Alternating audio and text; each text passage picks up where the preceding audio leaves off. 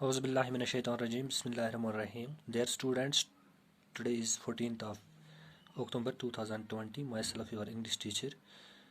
तो आज हम जैसा कि हम ने कल रिसाइकलिंग का टॉपिक उठाया था, उसी को जारी रखते हुए हम आज उसके बारे में फिर पढ़ेंगे।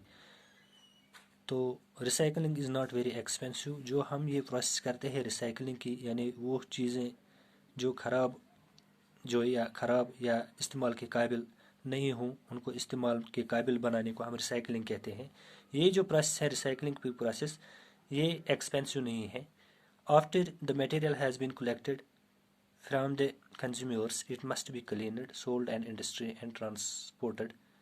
यानी जो हम ये मटेरियल जो होता है, यानी जो ये वेस्ट मटेरियल जो होता है, जब हम इसको कलेक्ट करते हैं कंज्यूमर्स से और फिर हम इसको साफ़ करते हैं और बेच देते हैं इंडस्ट्री को, तो इंडस्ट्री से क्या होता है, इसको ये रीमैन्युफैक्चर्ड होता है, यानी दोबारा इसको तैयार किया जाता है।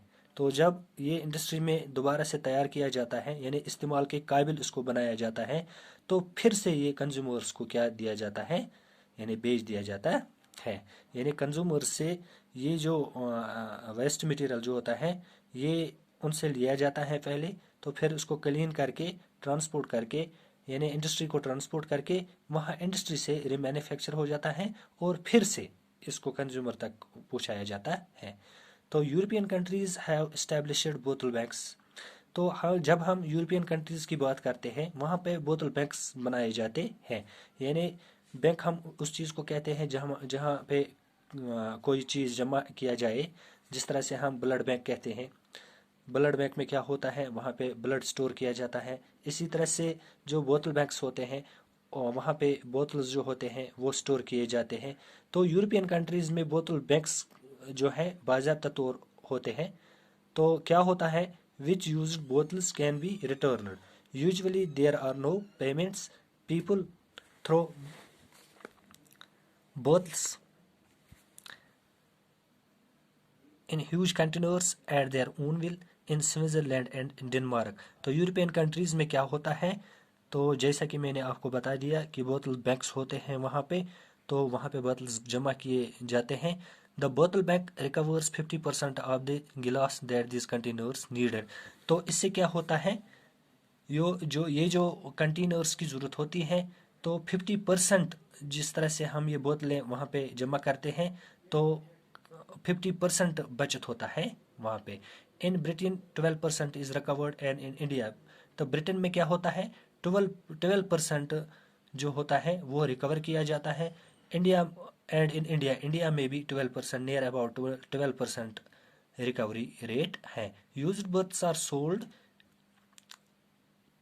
विच आर देन रीयूज्ड। यानी जो ऑलरेडी जो बोतल्स होते हैं जो यूज़ किए होते हैं उनको हम सोल्ड करके क्या करते हैं, फिर उसको रीयूज़ करते हैं, यानी इस्तेमाल के काबिल जब उनको दोबारा से बनाया जाता है तो फिर हम दोबारा उनको इस्तेमाल करते हैं।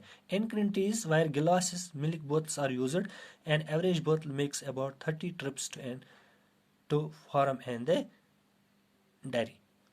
इन recycling glass the broken glass known as cullet. जो ब्रोकन गिलास होता है, जो टूटा हुआ गिलास होता है, उसको हम क्या कहते हैं, क्यूलिट। उसको रिमेल्ट किया जाता है, तो फिर क्या हो जाए, इसको एक शेप दी जाती है। तो जब उसको रिमेल्ट करके एक शेप दी जाती है, तो वो नई बोतल्स में तब्दील होता है। Thus we can conserve our resources. जो ये हमारे रिसोर्सेज हैं, इसी तरह से हम इन रिसोर्स को बचा सकते हैं।